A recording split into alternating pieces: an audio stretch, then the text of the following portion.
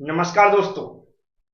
बहुत सारे स्टूडेंट कई वर्षों से हमसे जुड़े हुए हैं, जिनमें बहुत सारे स्टूडेंट ऐसे हैं जो गवर्नमेंट एग्जाम की तैयारी कर रहे हैं और कुछ स्टूडेंट ऐसे हैं जो अभी पढ़ रहे हैं, वह गवर्नमेंट एग्जाम की तैयारी करना चाहते हैं।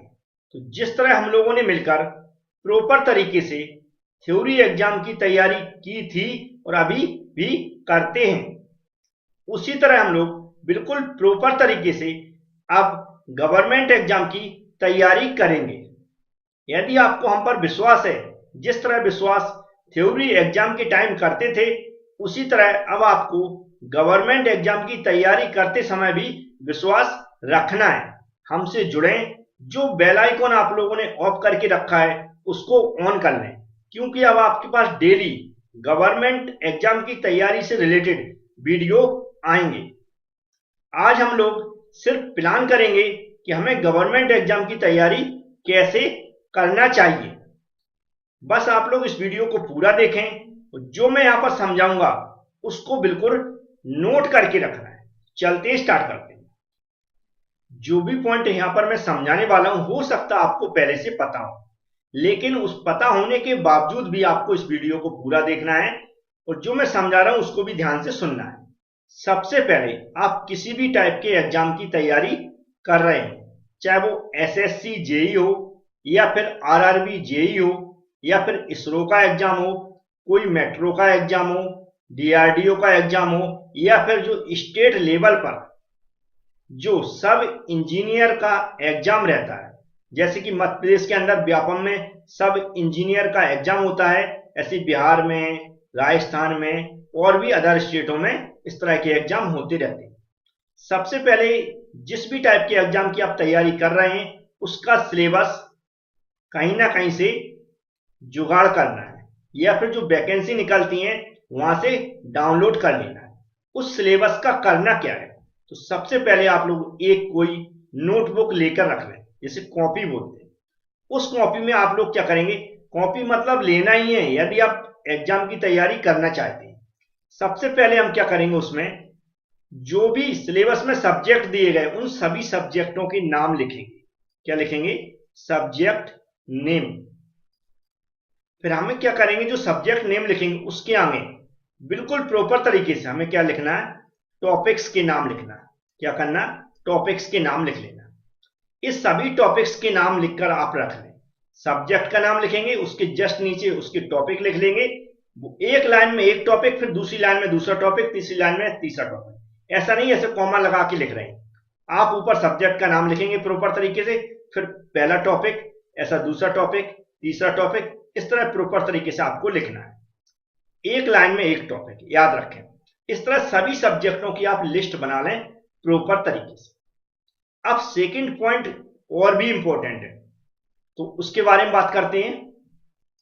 दूसरा हमें क्या करना है कि जिस भी टाइप की आप एग्जाम की तैयारी कर रहे हैं, उसके पिछले सालों के जो पेपर होंगे, मतलब पहले भी एग्जाम होते रहे हैं, उनके पेपर होंगे कहीं ना कहीं, या उनके क्वेश्चंस होंगे, उनका हमें इंतजाम करना है, कहीं ना कहीं से अरेंज करना है। यदि आपसे अरेंज नहीं हो पाते तो हम उनको भी प्रोवाइड कराएंगे। बस आप लोग हमसे जुड़े रहें। जो लोग नए जुड़ते हैं वह चैनल को सब्सक्राइब करना ना भूलें और बेल आइकन पर क्लिक भी कर लें, जिससे जो प्रॉपर तरीके से आप एग्जाम की तैयारी करना चाहते हैं वह वीडियो आपको मिलते रहे। तो हम लोग क्या करेंगे, जो भी हमारे पिछले सालों में पूछे गए प्रश्न हैं उनका जब इंतजाम हो जाएगा तो उनको सबसे पहले करना क्या है, क्योंकि हम एग्जाम की तैयारी स्टार्ट कर रहे हैं तो उनको अभी पढ़ना नहीं है, पहले उन पर एक नजर डालना है। यदि कहीं से उनका एनालिसिस मिल जाता है, एनालिसिस का मतलब है कि हमें यह पता चल जाए कि जो सिलेबस है पिछले एग्जामों में उस सिलेबस के अकॉर्डिंग जो सब्जेक्ट हैं, अगर पिछले क्वेश्चन देखकर या पिछले प्रश्न पत्र देखकर हमें यह पता चल जाए कि किस सब्जेक्ट का क्या वेटेज रहा। सब्जेक्ट का वेटेज मतलब होता है कि किस सब्जेक्ट में सबसे ज्यादा क्वेश्चन पूछे गए, उस तरह से हम अरेंज करेंगे। पहले उस सब्जेक्ट का नाम लिखेंगे जिसमें सबसे ज्यादा क्वेश्चन पूछे जाते हैं। बिल्कुल आपको एनालिसिस मिल जाएगा, इसका भी एनालिसिस पर हम वीडियो बनाएंगे वो भी आपको मैं प्रोवाइड कराऊंगा, आप बिल्कुल टेंशन न लें, सिर्फ समझ लें। तो एनालिसिस हम क्या देखेंगे, सब्जेक्ट वाइज देखेंगे वेटेज कि किस सब्जेक्ट से सबसे ज्यादा क्वेश्चन पूछे आते हैं, फिर उससे कम वाला सब्जेक्ट, फिर उससे कम वाला सब्जेक्ट, ऐसे एक पूरी लिस्ट बना लेंगे, अरेंज कर लेंगे। उसके बाद हमें फिर जब क्वेश्चन पढ़ते आ रहे तो जो सब्जेक्ट वाइज जब हमें एनालिसिस मिल जाएगा तो उसमें एक चीज और देखने को मिलेगी, उस सब्जेक्ट के अंदर जिन सब्जेक्टों से सबसे ज्यादा क्वेश्चन पूछे जा रहे हैं उसमें ऐसे कौन से टॉपिक हैं जिनका वेटेज ज्यादा है, या जिन टॉपिक से बार बार क्वेश्चन पूछे आते हैं, उन्हीं से बना के बार बार क्वेश्चन पूछे आते हैं, वो टॉपिक भी उस सब्जेक्ट के अंदर बिल्कुल हाईलाइट कर लेना है। क्या कर लेना है, हाईलाइट कर लेना है। आप जब कॉपी बनाएंगे तो ये सब उसमें नोट करें, और एक हाईलाइटर होता ना जो, उसको लेकर रख लें, उस पर ऐसा मतलब हाईलाइट कर दिया करें, उस पर कुछ नोट बना के लिख दिया करें, क्योंकि बार बार भूल जाएंगे। अगर कोई सब्जेक्ट है जिसका वेटेज ज्यादा है तो उसको लिख लें, जिससे आप बार बार पढ़ें तो आपको याद रहेगी इस सब्जेक्ट का ज्यादा वेटेज। तो हमने क्या किया, पिछले साल के जो प्रश्न पत्र देखे हैं उसमें दो टाइप्स की चीजें देखी हैं। पहला तो सब्जेक्ट वेटेज, दूसरा उस सब्जेक्ट के अंदर जो टॉपिक है उनका वेटेज। अब थर्ड टाइप का जो टॉपिक है उसमें हमें करना क्या है, अब नेक्स्ट हमें काम करना है, जब हमें सब्जेक्ट पता चल गए, उसके टॉपिक भी पता चल गई, तो हमें सिर्फ काम करना है क्या है, जो मटेरियल है उसको कहीं से अरेंज करना है। मटेरियल में थ्योरी भी हो सकती है और ऑब्जेक्टिव क्वेश्चन भी हो सकती है, दोनों टाइप्स के मटेरियल हमें चाहिए, याद रखें, दोनों टाइप्स का मटेरियल चाहिए, थ्योरी भी चाहिए प्लस ऑब्जेक्टिव क्वेश्चन भी चाहिए। थ्योरी के लिए आप लोग परेशान ना हो, क्योंकि डिप्लोमा कर रहे हो या कर चुके हो तो ऑलरेडी आपके पास बहुत सारी बुकें होंगी और ऑलरेडी पढ़ चुके हैं, तो बहुत सारा तो आपको याद होगा। लेकिन ऑब्जेक्टिव क्वेश्चन की प्रैक्टिस करना बहुत जरूरी है, वो भी सब्जेक्ट वाइज और टॉपिक वाइज। तो उसका अरेंजमेंट आप लोग कर लें तो बहुत अच्छी बात है, नहीं तो आप हमसे जुड़े हैं वो सब कुछ मैं प्रोवाइड कराऊंगा। जैसा मैंने बताया कि आप हमसे जुड़े, मैं मटेरियल भी प्रोवाइड कराऊंगा, प्रीवियस ईयर के क्वेश्चन भी प्रोवाइड कराऊंगा, और प्रैक्टिस भी करवाऊंगा जो यूट्यूब पर डेली वीडियो भी मिलेंगे आपको। तो हम क्या करेंगे, स्टडी मटेरियल अरेंज करेंगे कहीं ना कहीं से। अब स्टडी मटेरियल अरेंज कर लिया, अब हम लोग क्या करेंगे, अब हम लोग ऑलरेडी डिप्लोमा कर चुके हैं, उस स्टडी मटेरियल के बारे में अंदाजा भी है कि हम इसको कितने समय में कवर कर सकते हैं। खासकर जो स्टूडेंट पढ़ाई करते हैं उनको सब पता रहता है। तो हमें क्या करना है, मटेरियल देखकर टाइम डिसाइड करना है कि जो ऑब्जेक्टिव क्वेश्चन है, मान लो 5,000 हैं, 10,000 हैं, या सब्जेक्ट वाइज जो भी आप लोग देखेंगे, उसको आप कितने दिनों में कवर कर सकते हैं, उसका प्रॉपर आप लिख कर रख लें।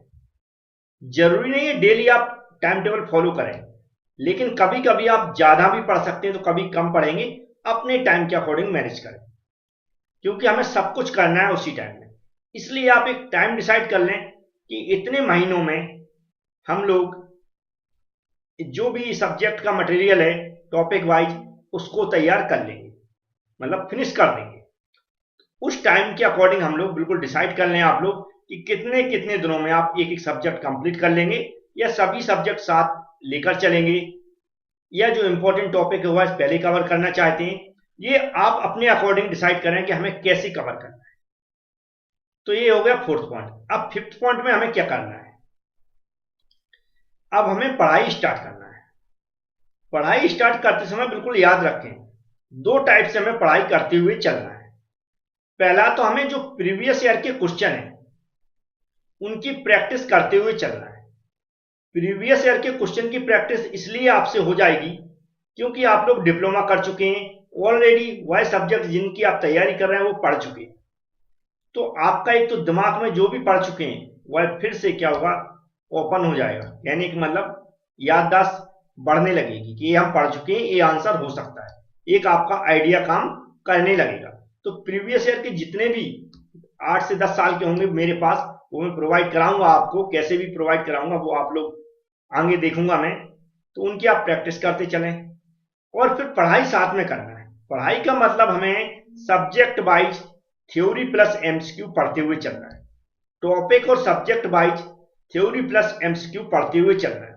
जब आप प्रीवियस ईयर क्वेश्चन की प्रैक्टिस करेंगे तो वहां पर हमें एक अंदाजा भी लगाते चलना है कि जो क्वेश्चन पढ़ रहे हैं वह किस सब्जेक्ट का है और उस सब्जेक्ट के किस यूनिट का है, किस चैप्टर का है। इतना भी आप अंदाजा लगाने लगे तो आप समझें कि आपकी तैयारी सही चल रही है। इसके अलावा जब आपको लगे आपकी तैयारी कुछ सब्जेक्ट में भी हो गई, तो जो बहुत सारे एप्लीकेशन हैं, बहुत सारी वेबसाइट हैं, मॉक टेस्ट का आपने नाम सुना होगा। मॉक टेस्ट, मॉक टेस्ट से क्या होता है, हमारी जो क्वेश्चन को सॉल्व करने की स्पीड है वह बढ़ती है, और हमारा जो गेस करने का तरीका है वह भी अच्छा हो जाता है, और एक टाइम मैनेजमेंट, टाइम जो है वह मैनेज भी होने लगता है कि कितने समय में हम कितने क्वेश्चन अटेम्प्ट कर पा रहे हैं। तो वह जब करें आप, जब लगभग 2 से 3 महीने आप तैयारी कर लें, आपको लगने लगे कि बहुत सारे क्वेश्चन हमसे बनने लगे हैं, तब आप मॉक टेस्ट देना स्टार्ट करें। ये जो टोटल खर्चा आएगा आपका कुछ बहुत ज्यादा नहीं आने वाला है भाई। बड़ी बड़ी कोचिंग है, हजारों रुपए फीस है, लेकिन मैं यहाँ पर आपको, जो मेरे साथ पढ़ते हैं, जिस तरह थ्योरी एग्जाम में पढ़ाई की आपने, बहुत सारे स्टूडेंटों ने एक भी रुपया खर्च नहीं किया और बहुत बहुत अच्छे रिजल्ट रहे हैं। इसी तरह यहाँ भी मैं गारंटी देता हूँ, यदि आप हमसे पढ़ते हैं रिजल्ट अच्छा ही रहेगा, और पैसा भी बहुत ज्यादा खर्च नहीं होगा। यदि कुछ स्टडी मटेरियल है तो बहुत ही कम पैसे में मैं उपलब्ध करा दूंगा, जो आपको अदर यूट्यूब चैनल से या एप्लीकेशन से बहुत महंगा मिलेगा, उसी को कंपेयर करेंगे तो यहाँ बहुत सस्ता मिल जाएगा। और जो मैं देता हूँ मटेरियल, याद रखें, खुद पढ़ता हूँ, खुद उसको स्टडी करता हूँ, और आपके लिए जो अच्छा होगा वही मैं प्रोवाइड कराता हूँ। तो इस तरह आप लोग, एक मेरा आपसे जुड़ने का एक कोशिश थी कि आप लोग हमसे प्रॉपर तरीके से जुड़ें। कल मैं इसका सिलेबस समझाऊंगा, सिलेबस के बाद प्रीवियस ईयर क्वेश्चन तो समझाना नहीं है, वो तो मैं डायरेक्ट प्रैक्टिस करवाऊंगा, स्टडी मटेरियल भी नहीं समझाना, लेकिन जो प्रीवियस ईयर के क्वेश्चन है उनका जो एनालिसिस करके जो सब्जेक्ट वाइज वेटेज है उसको जरूर मैं उस पर वीडियो बनाऊंगा। तो कल तो हम सिलेबस देखेंगे, और परसों के वीडियो में हम जो भी सब्जेक्ट वाइज एनालिसिस है उसको देखेंगे, क्योंकि अभी आप पास आउट हो रहे हैं तो कहीं ना कहीं फिर से पढ़ाई स्टार्ट करेंगे, थोड़ा समय लगेगा। तो मैं चाह रहा हूं आपको धीमे धीमे जगाने की कोशिश करूं, जैसे आप जाग जाएंगे फिर मैं आपको 2-2 3-3 वीडियो डेली प्रोवाइड कराने लगूंगा। उम्मीद है ये वीडियो आपको पसंद आया होगा, तो लाइक जरूर करें। Thank you friends.